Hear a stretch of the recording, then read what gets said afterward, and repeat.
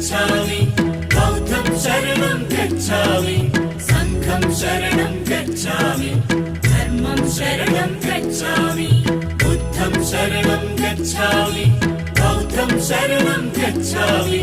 संघं शरणं गच्छामि धर्मं शरणं गच्छामि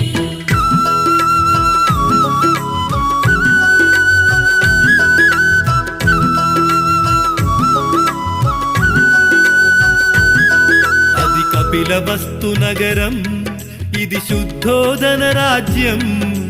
మాయా కడుపుల జననం ఇది మానవ జాతికి వరము ఈ భువనంపై ఓ బుద్ధుడు తన పేరే సిద్ధార్థుడు